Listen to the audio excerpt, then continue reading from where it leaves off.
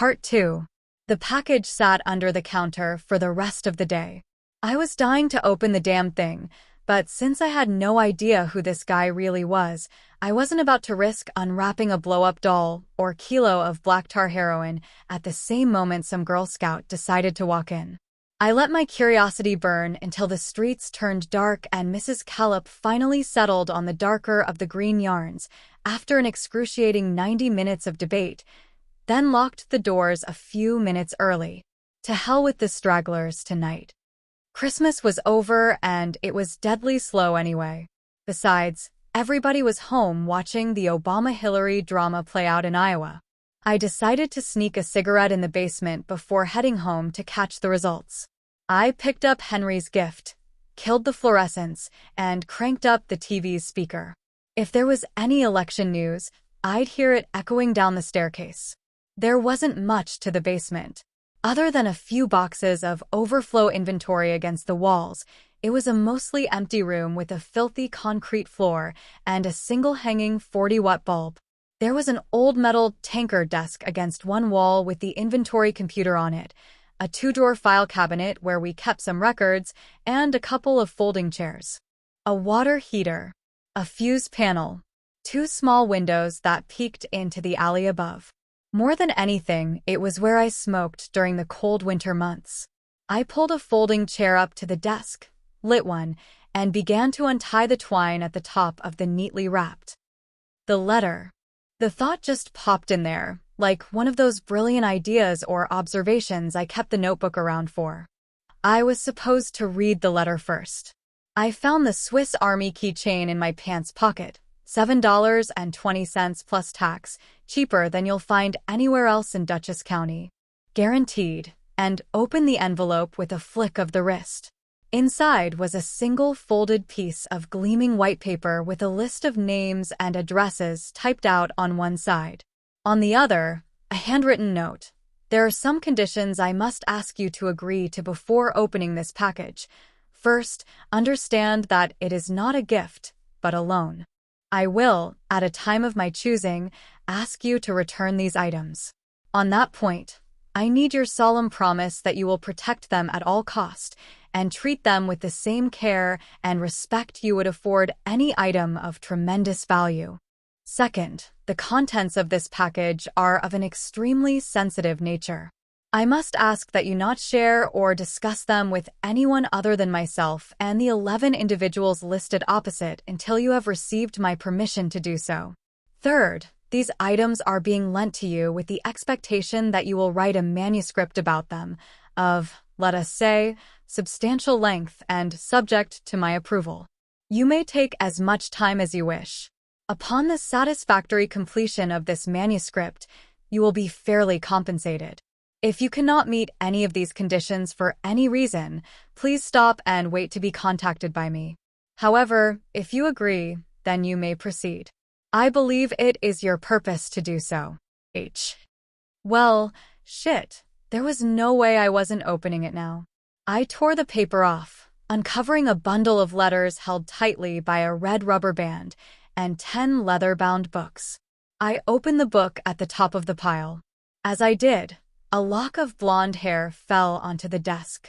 I picked it up, studied it, and twirled it in my fingers as I read a random sliver from the pages it had been pressed between. Wish I could but vanish from this earth, for there is no love left in it. She has been taken from me, and with her, all hope of a. I skimmed through the rest of the first book, spellbound. Somewhere upstairs, a woman was listing off the names of counties. Pages and pages, every inch filled with tightly packed handwriting, with dates like November 6, 1835, June 3, 1841, with drawings and lists, with names like Speed, Barry, and Salem, with a word that kept showing up over and over. Vampire. The other books were the same, only the dates and penmanship changed. I skimmed them all.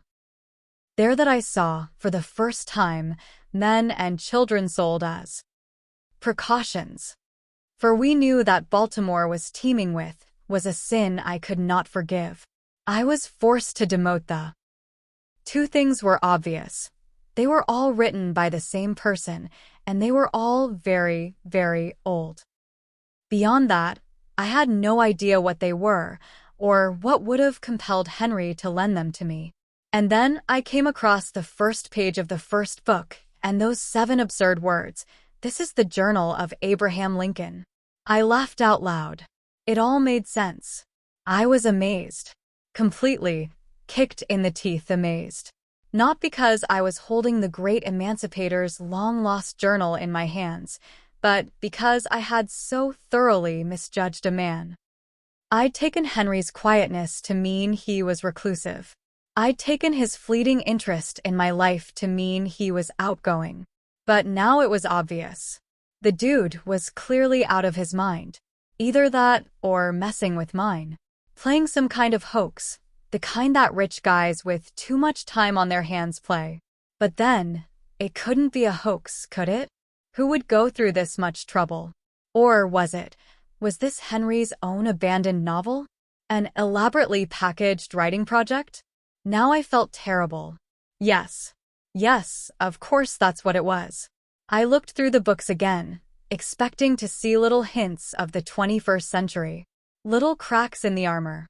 There weren't any, at least as far as I could tell on first glance. Besides, something kept nagging at me. If this was a pet writing project, why the 11 names and addresses? Why had Henry asked me to write about the books, instead of asking me to rewrite them? The needle began to lean toward crazy again. Was it possible? Did he really believe that these 10 little books were the... No, he couldn't possibly believe that, right? I couldn't wait to tell my wife. Couldn't wait to share the sheer insanity of this with someone else. In a long line of small-town psychos, this guy took the cake. I stood, gathered the books and letters, crushed the cigarette under my heel, and turned to. Something was standing 6 inches from me. I staggered backward and tripped over the folding chair, falling and banging the back of my head against the corner of the old tanker desk. My eyes were thrown out of focus. I could already feel the warmth of the blood running through my hair. Something leaned over me. Its eyes were a pair of black marbles.